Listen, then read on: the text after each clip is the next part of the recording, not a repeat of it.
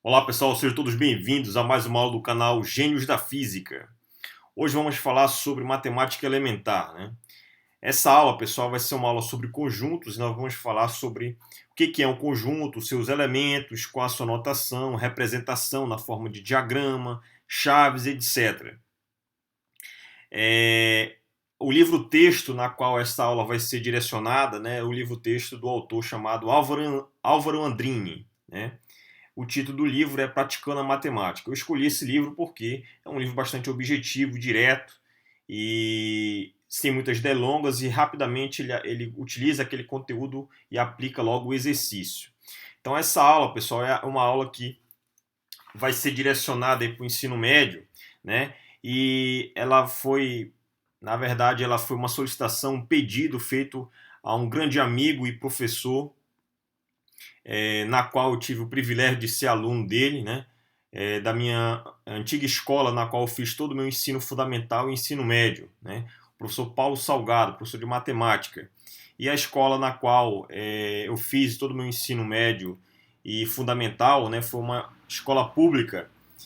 Na época ela era chamada de, o pessoal vulgarmente chama ela de CAIC, né? Mas quando eu fiz toda a minha graduação, quando eu fiz todo o meu ensino médio e o meu ensino fundamental, ela chamava Escola Francisco de Oliveira, e hoje ela recebeu um outro nome, né? É a Escola Pública Paulo César Coutinho Rodrigues, tá? Então, uma escola que fica nas proximidades da casa dos meus pais, e aí eu fiz todo o meu ensino fundamental e médio, né, lá, e com muito orgulho. Tive excelentes professores, né, inclusive o professor Paulo Salgado aí, que é um grande amigo, né, hoje, e ainda é professor dessa magnífica escola, tá? Então essa aula também é direcionada a vocês, alunos aí do CAIC, né, e a todos aqueles que desejarem, né, algo, né, aprenderem algo sobre o assunto. Então vamos lá. Então, quando você fala de conjuntos, pessoal, então diz aqui basicamente o seguinte: ó, vamos recordar a ideia de conjunto adquirida em séries anteriores, né? Então, uma coleção de objetos ou símbolos, isso é um conjunto.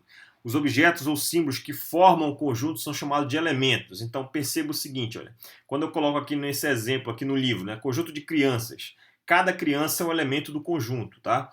Então, é dessa forma que você associa conjunto com seus elementos. Quando se você puder agrupar numa certa um certo conjunto, você agrupa certas características, né, de objetos, símbolos, você agrupa isso num conjunto. Por exemplo, você pode colocar estações do mês, estações do ano. Aí você coloca lá as quatro: primavera, verão, outono, inverno.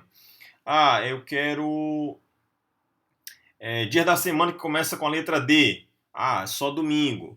Então você pode agrupar isso como um conjunto.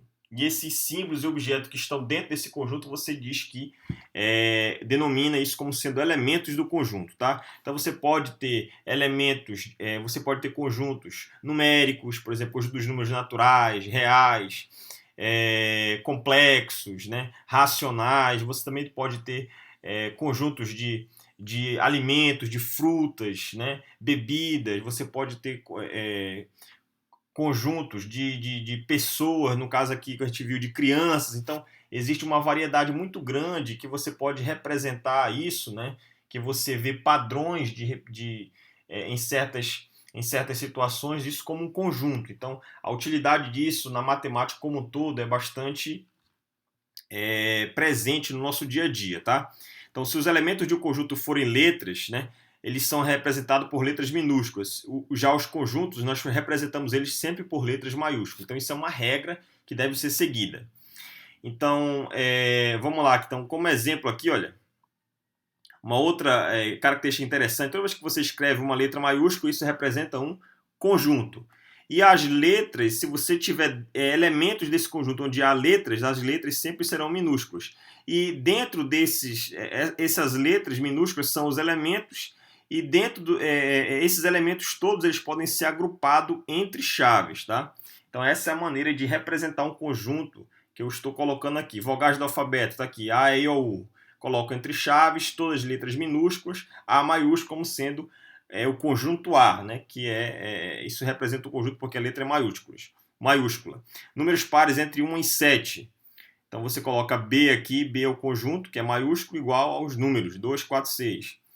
Letras da palavra banana. Então coloca aqui C igual a B-A-N, né? Então você. E o resto das letras? Por exemplo, tem 3 A e 2 N's. Não aparece aqui.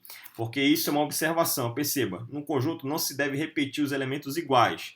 Então toda vez que tiver elementos iguais, você simplesmente omite e só escreve os elementos que só aparecem uma vez, tá? Você coloca todos os elementos, mesmo aqueles que se repetem, você só coloca uma vez como sendo o elemento desse conjunto.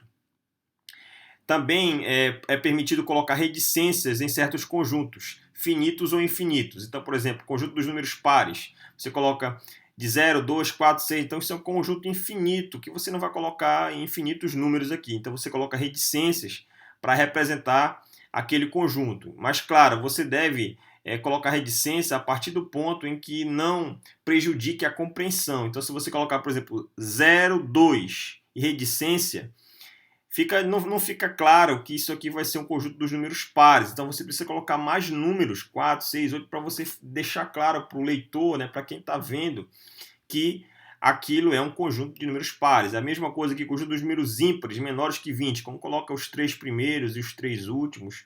Então, fica claro aqui para um conjunto finito que isso aqui é um conjunto de números ímpares menores que 20.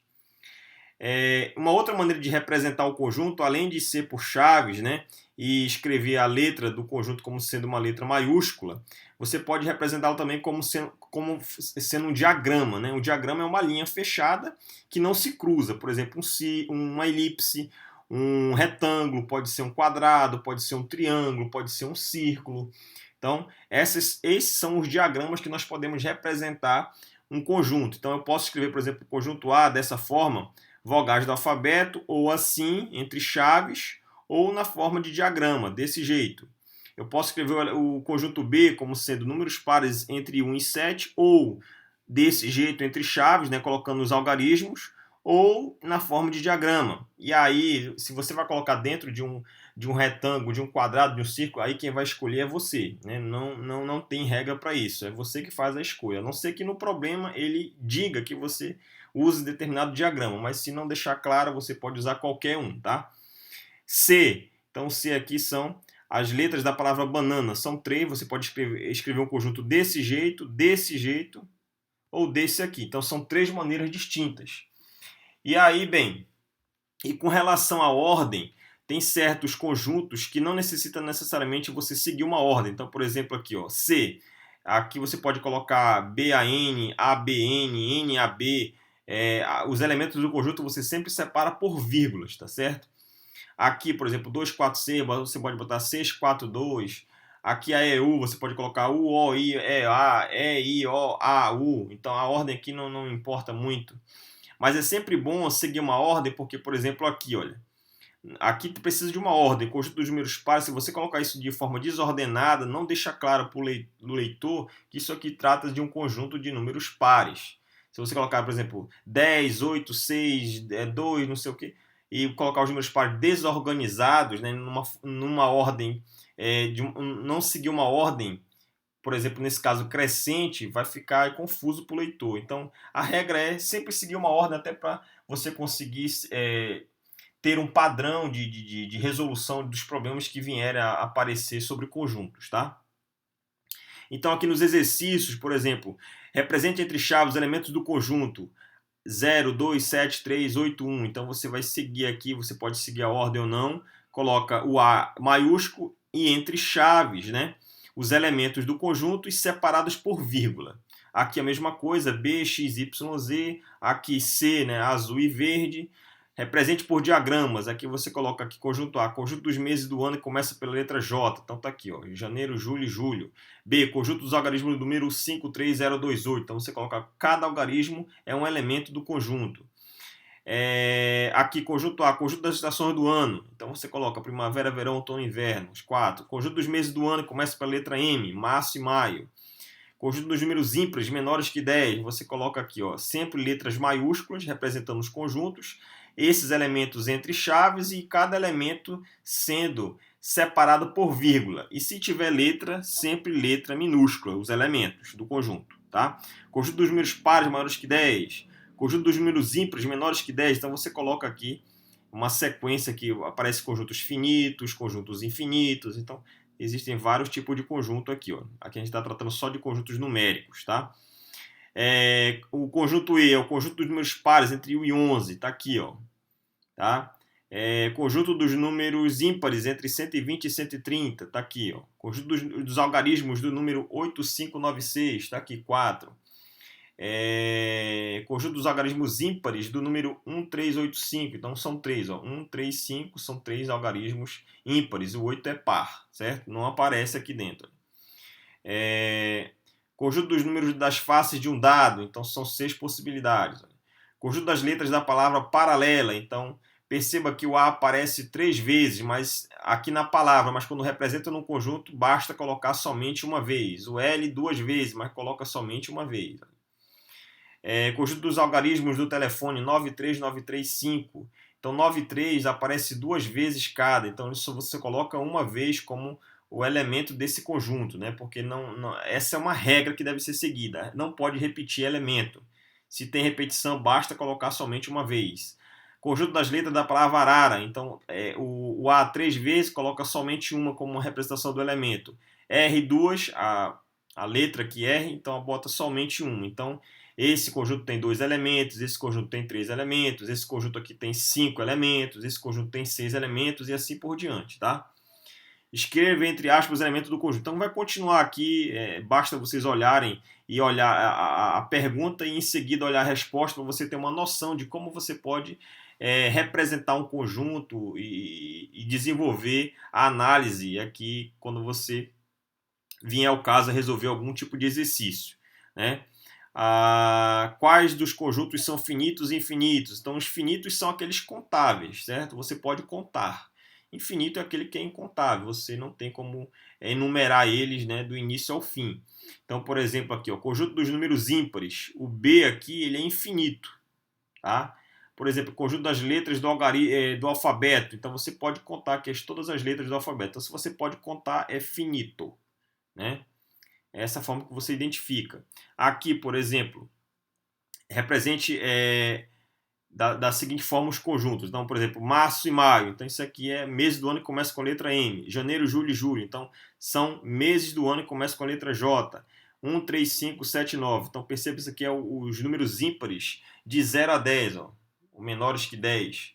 Dó, Ré, Mi, Fá, Sol, Lá, Si. Então, são as notas musicais. Sempre lembrando, conjunto letra maiúscula, os elementos, se tiver letras, né, é minúscula, os elementos separados sempre por vírgula e tudo entre chaves, tá? Ou você pode representar isso por um diagrama também. Verde, amarelo, azul e branco. Então, isso aqui são as cores da bandeira brasileira. Então, esses são exemplos que foram colocados aqui como você pode representar um conjunto. Espero que todos tenham gostado. Até mais e bons estudos!